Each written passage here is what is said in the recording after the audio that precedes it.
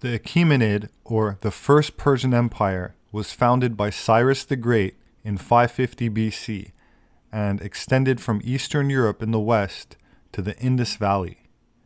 It was larger than any previous known empire in history and was a success story in the sense that it incorporated many different cultures, ethnicities, races, and faiths, governing them very effectively, building road systems, postal systems, showing its citizens a lot of religious tolerance, and ruling from the standpoint of a liberator, rather than only with overt oppression. To quote Cyrus himself, "Whenever you act as a liberator. Freedom, dignity, wealth. These three together constitute the greatest happiness of humanity. If you bequeath all three to your people, their love for you will never die." Shah, or King of Kings, was the ruling title employed by the monarch in the empire, and the language in greatest use in the empire was Aramaic, but Old Persian was the official language of the empire, printed on gold and silver coins, but primarily used for inscriptions and royal proclamations. Now, when I say Old Persian, that's because after World War II, federally funded schools and universities were not permitted to use the term used by the Achaemenids themselves, which is, of course, Aryan. To help illustrate this point, let us examine the Behistun inscription, a multilingual inscription made on a large rock relief in Iran, authored by Darius the Great, the son of Cyrus the Great. Located on Mount Behistun, which means place where the gods dwell, 4 similar tombs are cut into the stone cliffs. The site is known as Nakhshe Rostam, meaning picture of Rostam, from the images carved below the tomb, which were thought to represent the mythical hero Rostam. This inscription was crucial to the decipherment of cuneiform script, as the inscription includes 3 versions of the exact same text, written in 3 different cuneiform script languages: Elamite, Babylonian, which is a form of Akkadian, and Old Persian, which is actually called Aryan. The inscription is to cuneiform what the Rosetta Stone is to Egyptian hieroglyphs, the document most crucial in the decipherment of a previously lost script. In it, King Darius says, quote, "I am Darius, the great king, the king of kings, the king of many countries and many people, the king of this expansive land, the son of Wishtaspa, Achaemenid, Persian, the son of a Persian, Aryan, from the Aryan race." King Darius III was the last of the Achaemenian line and was overthrown by Alexander the Great. I've included a link in the description to a video I made on Alexander and how he earned the name Great, including a letter that he personally wrote to Darius III. Herodotus, the father of history, writes in his book History of Herodotus, quote, "In ancient times, the Greeks called Iranians Kaphi, but they were renowned as Aryans among themselves and their neighbors." In another part of his book, Herodotus writes that the Medians were known as Aryans during a certain period.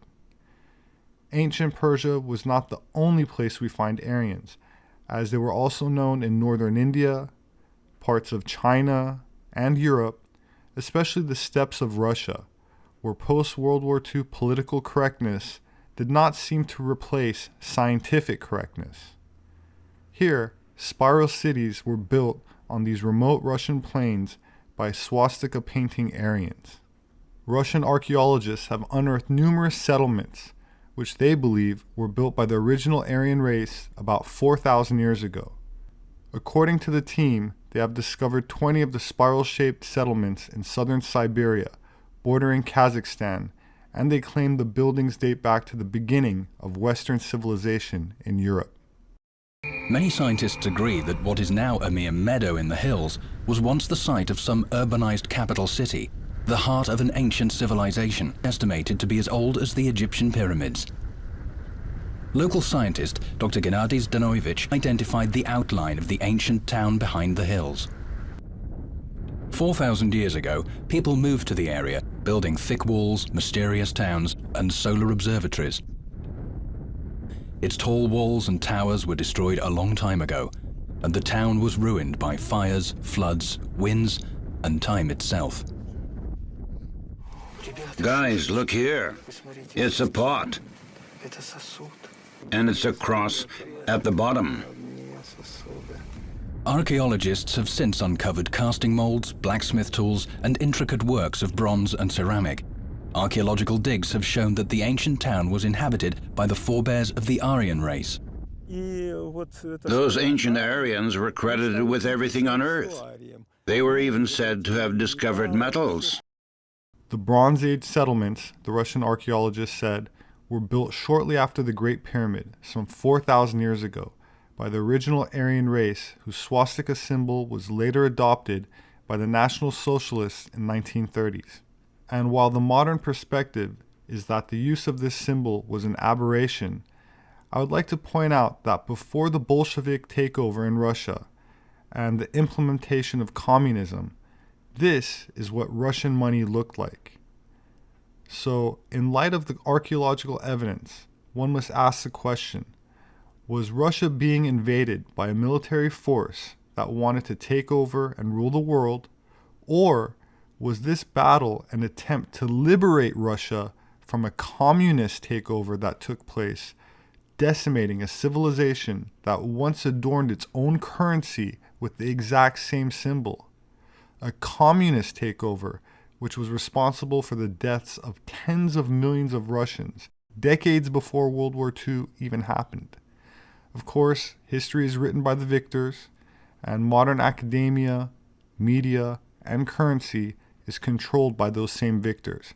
And the point of this video is archaeological rather than political. That said, anthropology itself has become highly politicized, and where communism, to a large degree, has eradicated the memory of the great Aryan empires of the past in places like Russia and Europe, in the Middle East, Islam has imposed a similar effect on the collective consciousness. My name is Robert Sepehr. I'm an anthropologist. You can find my published books on Amazon. They make a great gift. Thank you to those who support me on Patreon. There should be a link below. Kindly share this video if you found it informative. Please hit the like button. Please don't forget to subscribe and click on the notification bell for future updates. I look forward to reading your thoughts in the comments section. Have a wonderful week, and I hope to see you again soon.